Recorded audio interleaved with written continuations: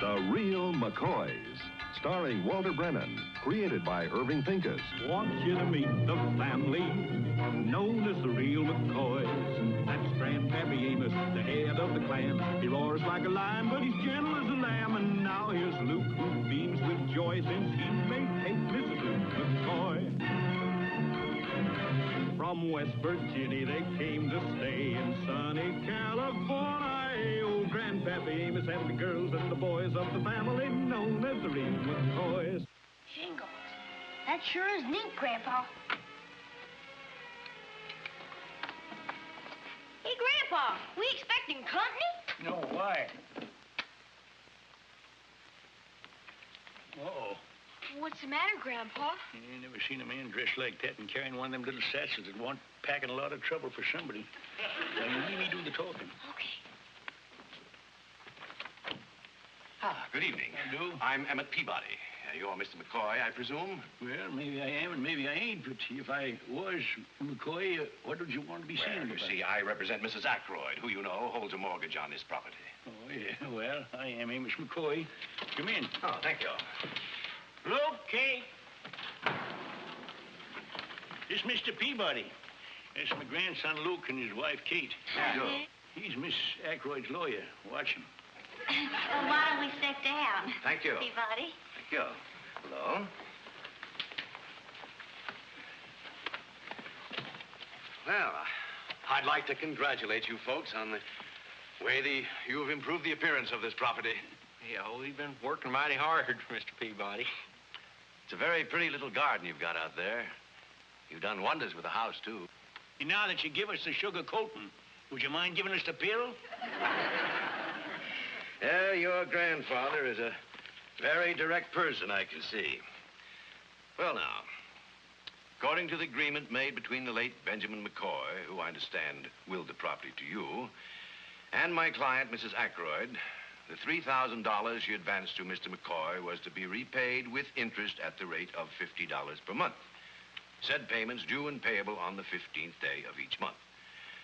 Well, I'm afraid we've fallen a little behind in our payments, haven't we? 3 months to be exact. You know, under the terms of the mortgage, default of 3 payments entitles her to foreclosure. Foreclose? That means Mrs. Ackroyd could take away our house, Grandpa. Take away the house? Well, I'm only carrying out my client's instructions. Couldn't you make some partial payment? We haven't got a penny right now. Yeah, we had one piece of bad luck right on top of another one.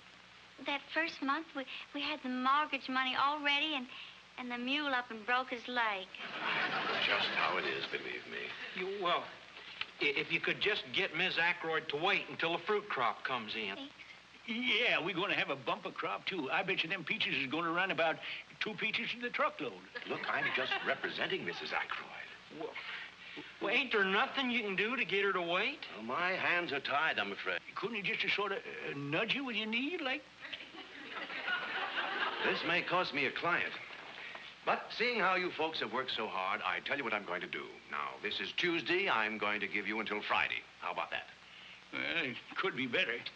Where are we going to get $150 by Friday? Well, you have 4 days to figure something out. Believe me, my best wishes are all with you.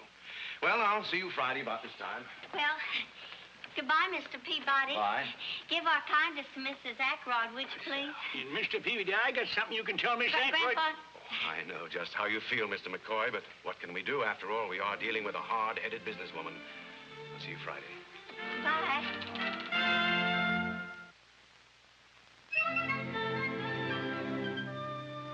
She looks pretty good. Well, I hope we didn't take off too much dirt. Maybe that is why it's holding her together. So don't you be talking that way in front of George McMichael, you hear? You're going to spoil the deal. Well, there she is, George. We sure hate to leave her go. You can't have her unless you promise to give her a good home.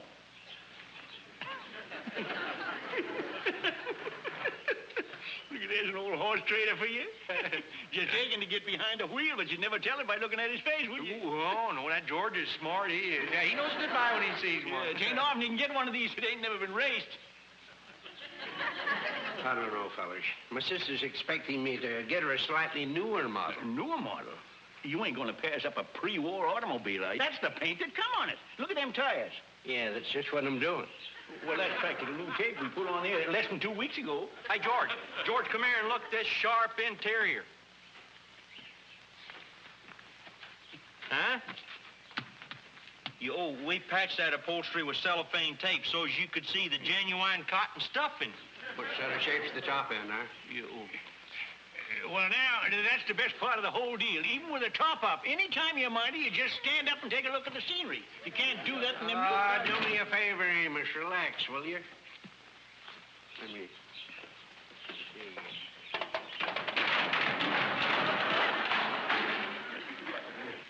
Yeah, look at that tidy little engine. They really know how to make them in those days. Ain't like them new ones all choked up with horsepower so the rest of the car can't keep up with them. How much mileage you been getting on it?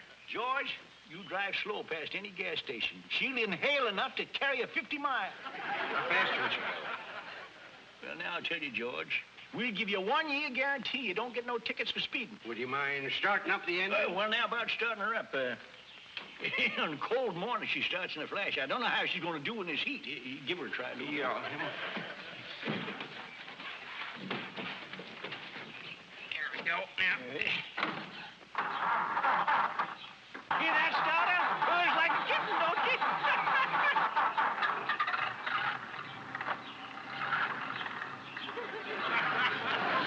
down, Luke. You know what I think, fellas? I think this car's just about in its last legs. Now, seeing as how you got your heart set on, don't get mad now, Luke. You can have her for 175. Come on, get out, fellas. Amos, I wouldn't give you $1.75 for this here piece of junk. You're fooling. I ain't fooling. Let's face the facts, Amos. Why, this here car's over 30 years old. Why, she's hardly broke in. You won't find none of them new cars will run as long as this car's run. I'll tell you what you do. Seeing that you can have her for 160, and I'll throw in a coil of wire. What I need with a coil of wire? Well, what do you think's holding them fenders on? String? Let's forget the whole thing, will you? I don't want to buy this heap of junk. Now, why don't you let me loan you $150 so you can pay off this? George, I told you before, we're McCoys, and McCoys don't steal and they don't borrow. We've been raised to think they was pretty close together. Now, let's get back to the car. Hurry up with those things,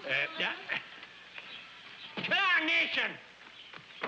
What are you doing with my musket? Oh, Kid told me to clean up all the stuff for the junk man. My musket? Is she getting soft in the head or something? Oh, I tried to tell her, Grandpa. Luke, what's the matter with that wife of yours? Now, don't get mad, Grandpa. Kate didn't realize what she was doing. You see, George, us McCoys is mighty proud of that musket. Come on, Peppino, let's go in and give Kate a hand with the stuff for the junk man. Go on, little Luke. Where'd you get that musket, Amos? This ain't just a musket, George. This is Henrietta. This has been in the McCoy family for nigh under 200 years. Sure's a beauty. That's Baker Flintlock, by gosh. Let me look at it, will you? I ain't gonna eat it. This musket means more to me than both my arms. Sell it to the junk man. Why didn't they sell me to the junk man? It's worth a lot of money, Amos. It's worth more than money, George. Zachary McCoy helped whip the redcoats with this musket. Tell you what, Amos. I know how bad you need that $150, and since you won't let me loan it to you, I'll give you that much for the musket. You won't give me nothing. Why, if I was to sell this musket, 30 or 40 McCoys would come down from heaven and whip the daylights out of me. Yeah. Now, let's get back to the car. Amos, I ain't interested in your car at any price. But, well, if you change your mind about selling that musket, though, let me know.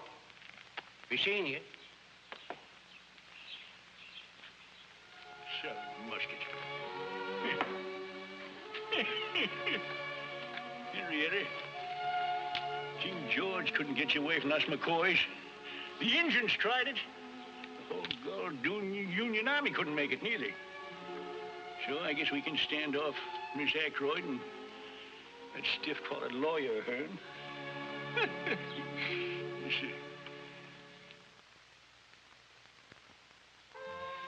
What time the man from the odds and ends store say he was coming here? He should be here any time now. Hey, look what I found.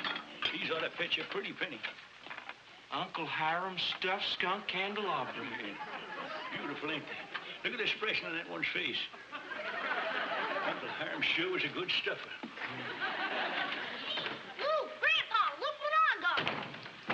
Where'd you get all that money? Well, there's 72 cents here. 72 cents? Where'd you get 72 cents, young fella? You robbing a bank or something? Nope, I come by it honest. I've been down on Center Street. Begging. Begging? Sure, it was real easy. I think that's what I'm going to do when I grow up. You mean to tell me you was begging this money off of strangers on the street?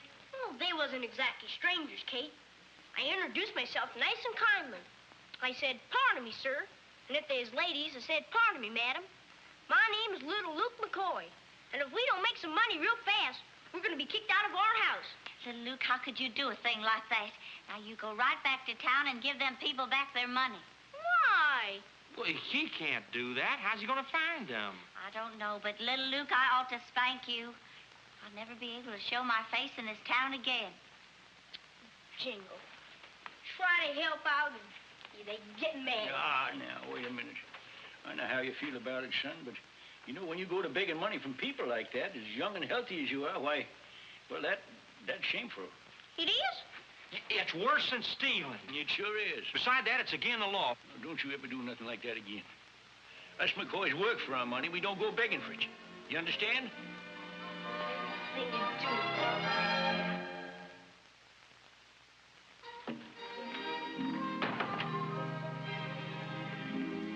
Good. The money's in here yet. Oh, no. No, Peppino. You ain't going to sell your guitar. No, sirree. No, sir. And why not? Because this ain't your farm that's about to be lost. You only work on it. I know. But I have not been paid any money for so long. I feel like a member of the family.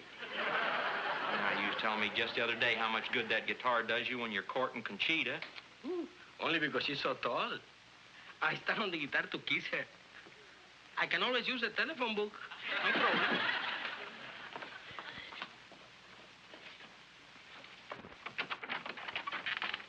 I'm Feely, odds and ends. Howdy, Mr. Feely. Come on in. This here's my husband, Luke, and Grandpa McCoy, and our foreman, Peppino. Tanto gusto. All right. So, this is the stuff you want to sell, huh? Yeah, if we can get what it's worth. There's a lot of valuable stuff here. Yeah, there's genuine handmade articles here that folks in cities got to pay hundreds of dollars for. I reckon some people have to pay thousands for some of these things. And things like this could be worth millions.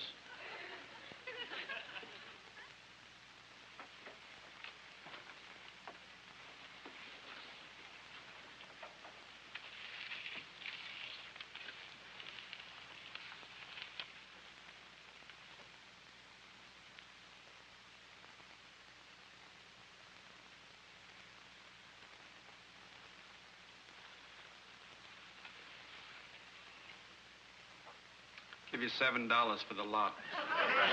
$7? For everything? You're just joshing with us, Mr. Feely. I guess you didn't see them genuine stuffed skunk candlesticks, did you? Yes, I did. You better put them away. My wife's expecting. Wait, you didn't see this. The Union Army fired this here cannonball through the roof of our cabin in West Virginia. Now, that ought to be worth a lot of money. It would be if it had General Grant's autograph. I'm sorry, folks. I can't go a cent higher than $7. Mr. Philly, how much if I throw in this fine Mexican guitar? I'm afraid I won't be able to use that. You never can tell. How tall is your wife? What's that? Mr. Feely, now, here's a solid brass bedstead. Solid brass, every inch of it. I know, Mr. McCoy. But people don't want to buy brass bedsteads these days. They've been out of style for years. Yeah, but if they come back, the fella that has this will be rich overnight. Look, Mr. McCoy, I don't want to get rich. I just want to make a living, and I'm not going to do it if I pay more than $7 for all this stuff. All right. I reckon we don't want to do no business with someone that don't recognize genuine stuffed skunk candlesticks. Grandpa, that's enough now. Mr. Feely's just trying to be honest with us. Oh, that's all right, Mrs. McCoy. In my business, you get used to this sort of thing. People always overestimate the value of their personal possessions. Is that a Baker flintlock? Is that yours? It sure is, and it ain't for sale. Well, I'd be willing to give you some real money for that. Well, Mr. Feely... Grandpa's right. It ain't for sale. Mr. Feely, I'm awful sorry to have you come out here for nothing, but seeing as how this stuff is more valuable to us than it is to you, I reckon we better hold on to it. Yeah, I hope we didn't cause you no hard feelings. Think nothing of it. Happens every day in this business. Well, I better get back to my wife. Honey, how much money we got all together from selling the eggs and preserves and cashing them pop bottles? $11.46, not counting little Luke's begging money. And the man from the furniture store said he'd give us $32 for the living room set. That is $43.46 altogether. Yeah.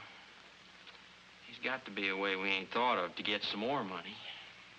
There ain't a thing we don't need to keep alive that isn't in this pile except...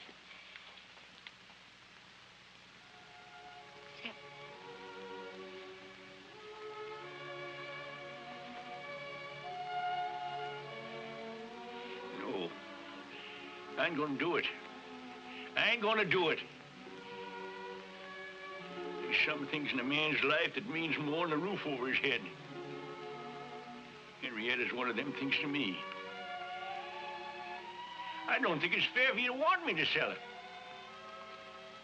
Nobody asked you to.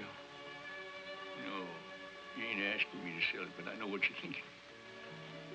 You just think I'm a mean old man. That's what you think. No, we don't neither think you're a mean old man. We understand because we love you. Here's another $1 for the mortgage money, Kate. Casey, wait a minute. Where did you get all this money? I sold my locket to Linda Fitzgerald. Casey, you mean you sold the locket your grandma left you? Honey, you shouldn't have done that.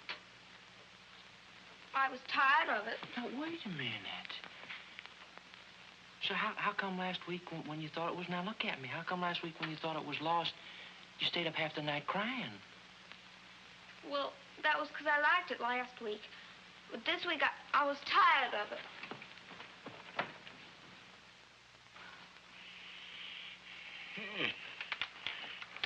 I guess I know when I'm licked. Only thing is, I hope when I die, I don't go to heaven. There's going to be a lot of McCoys mad at me up there.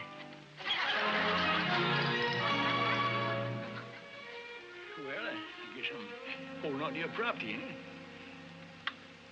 But don't punch me in the nose, Amos.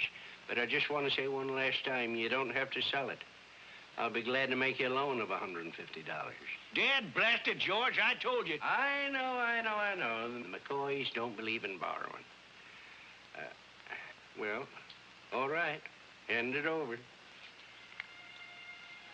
Be good to, won't you, George? Oh, don't you worry. If I didn't appreciate it, I wouldn't be paying you all that money. Well, I guess that's it.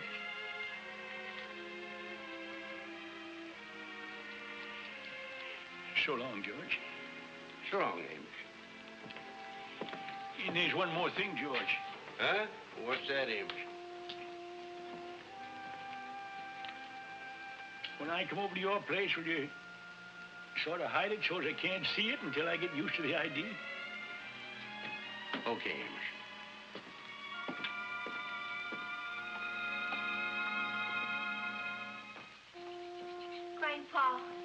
Grandpa, you sure you don't want something to eat? You ain't had a bite all day. I told you I ain't hungry. Grandpa, maybe just a bowl of soup. Tarnation, Kate, I told you that... All right, Grandpa. Oh, I'm sorry, honey. It's all right. Did you get the money down to Miss Aykroyd all right? Luke went down the bank with it. Where is he? Where is the old thief? Give me back my money, you crook. What's the matter, George? You get kicked in the head or something? What's wrong, Mr. McMichael? What's wrong? Why, I pay good money for a busted musket, that's what. Why, look at this here hammer. It don't come down true against the flint. You couldn't fire this thing in a million years. Fire it? Of course you can't fire it. I'd like to see somebody try to fire you if you was 200 years old. That's a relic. That ain't no rabbit gun. You can talk till you're blue in the face. You sold me a musket that don't work. And I want my money back. I thought you knew about guns. I'd give you your money back so fast and make your head swim if I had it. We done give the money to Mrs. Ackroyd's lawyer, Mr. McMichaels. Well, darn the luck. So you gotta make the best of it, you old fool. Oh, no, you don't. You ain't palming this piece of junk off on me. You owe me $150. Where am I going to get $150? When you harvest your crops. Or you can pay me back at $1 a week. I don't care so long as I get my money back. And what's more, I've had my shave.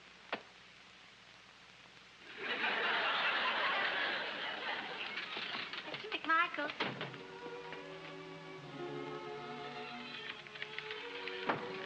It's all right, Kate. When you lead an old mule to water, maybe you can't make him drink, but sometimes you can force it down his throat. Huh? Night. Night, Kate. Mr. McMichaels.